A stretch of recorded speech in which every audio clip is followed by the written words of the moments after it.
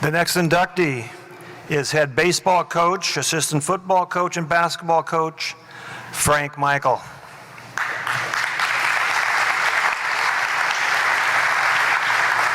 Frank Michael's coaching philosophy is a simple one: strive for excellence and compete with class. Yet it is this philosophy that helped Frank shape the lives of countless young men at Bellarmine.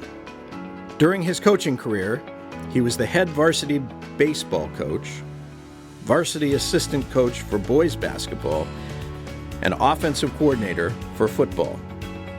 Under Frank's leadership, the baseball team won back-to-back league championships in 1966 and 67. While Frank was not the coach of the 67 team because he was on sabbatical, his influence was felt by the players of that season.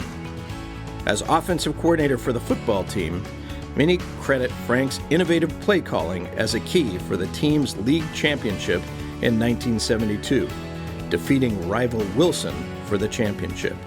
Frank found as much joy in a freshman basketball team win over any other win, if his players performed well and grew in the game. No matter the sport or level of competition, Frank believed it's not always about winning. It's about getting to be as good as you can, respecting the other team, and respecting the officials while respecting the sport. For these reasons, Frank Michael joins the Bellarmine Athletic Hall of Fame class of 2022.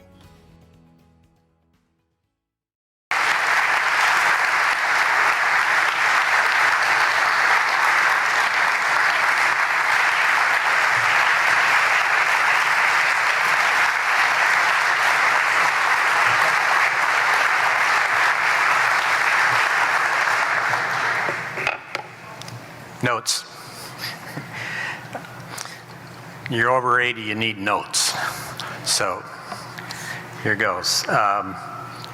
Gee, Steve Ann said, I'm glad you turned out to be the badass I always thought I was. Thanks, Steve.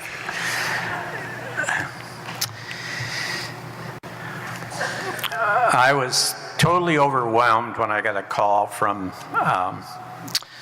Bellarmine that I was going to be here for this, and it was a lot of hard thinking about this happening. The truth is, I felt very unworthy. And if you want a good lawyer, go to Vern Harkins, because twice he talked me out of not coming. And tonight, I can tell you, I very much appreciate that, because it's been great seeing these kids. They're still kids. I don't care if they're 74 or not. They'll always be kids. But I had some great talks tonight with all these people. This is going to be really hard for Bellarmine tonight to put somebody in this spot as an O'Day graduate. I didn't realize the great rivalries that have occurred since then, because we played Bellarmine when I was there, but it wasn't bitter, but I guess today it is. So I've seen some of you up here having the same problem I've had tonight. 3 weeks ago, my wife and I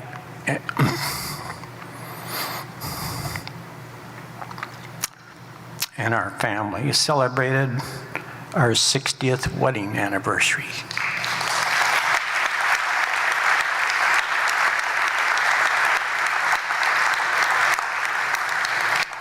So I'm not good at talking in front of the family, but I stood up, hit the glass and stood up, and the first thing I said was, there is something really good about being in your 80s.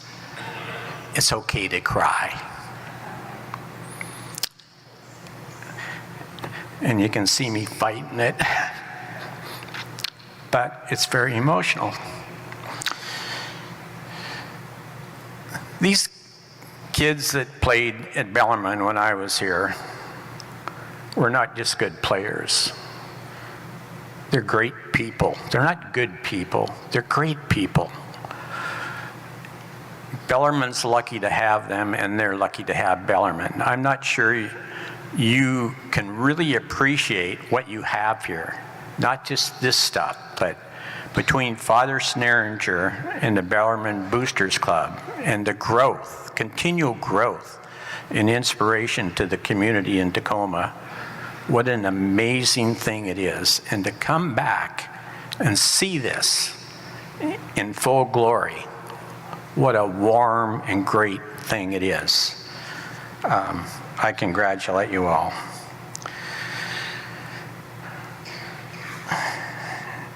We're all coming up here and saying it's humbling, and it is, but I've always thought the minute you say you're humble, you're not.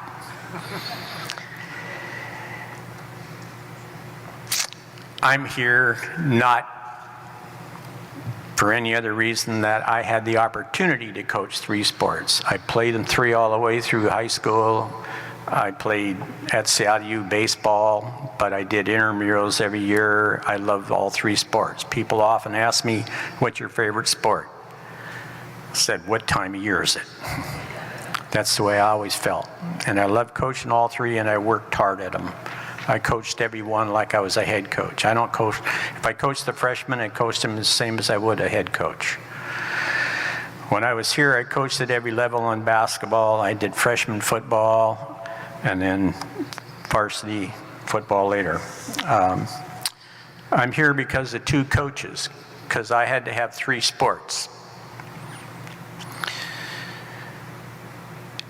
Ed Fallon in football, and Steve Ansett in basketball. Working with them was the most pleasant thing I've ever done in coaching. I would describe Ed Fallon in the following way. If you were in the Army and you were in a war and you had to take a hill, he'd be the first guy going up in front of the whole group if he was in charge of them. That's who Ed Fallon was. He brought his experience in football from Gonzaga Prep, and he made me offensive coordinator, and he gave me that job. But he just didn't give me the job. He had expectations, but he let me coach. I was more than the offensive coordinator. I was the head coach with his offense. When we were playing Wilson the year we won it, which was an incredible job that the kids did that night, we had a 4th down on 3, I think on their 28-yard line, and we called timeout. And Ed started to walk down towards me. I'll never forget this, what he did. He turned around and walked to the other end of the bench. It was my spot. It was my decision. It was my job. And that's the way he gave me the free rein in coaching. If I wanted to add a play, I told him what I wanted to do and why, and he'd let me. What a great relationship we had. Great relationship. Then there was Steve in basketball. You think about Steve, he's a good coach, but he's a better guy. And if you don't feel that way, you don't know him. He did the same thing with me that Ed did. He let me give him all kinds of suggestions, and every single thing I said to him, he took. And I hope he remembers this, because I do. One fine, I made a suggestion about something we should do, and he just jumped all over it, you know, positive, positive, positive. And I said to him, you know, Steve, just one time you should tell me I'm full of you know what. But he didn't. He listened every time. So I had the greatest relationship I could ever had with 2 people, and I appreciate them very much.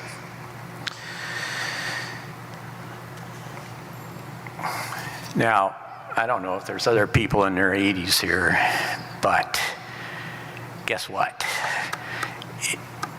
it's nice to live that long, but you better have a good sense of humor. Like, where'd you leave your glasses? You walk in a room and then you try to figure out why you're in that room. And on and on. But I'm lucky to be here.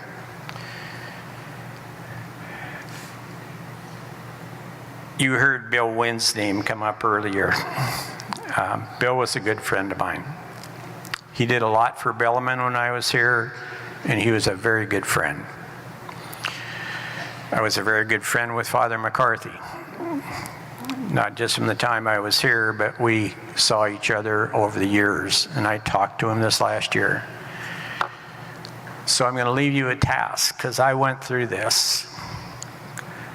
There's certain people in your life that are huge, huge. Just a few that are huge. And not very long ago, I called for those people. One of them was Bill Wynn, and he was already gone. I was in Bellevue, Washington, and he was here, and we didn't see him for years. But it was a shock. I had that again, and the last time I talked to Father McCarthy this year, he said, I want to come up and say goodbye. He knew what was going on. I said, no, Father, I want you to come up and say hi.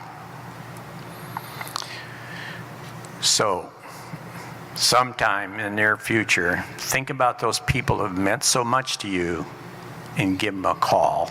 You won't regret it. I'm overwhelmed tonight, and I cannot thank Bellarmine enough. This is a very, very special school, and you people make it that way. The good mamas and dads have made the great kids that come through this school. I thank you for being able to participate in it, and thank you very much for this award.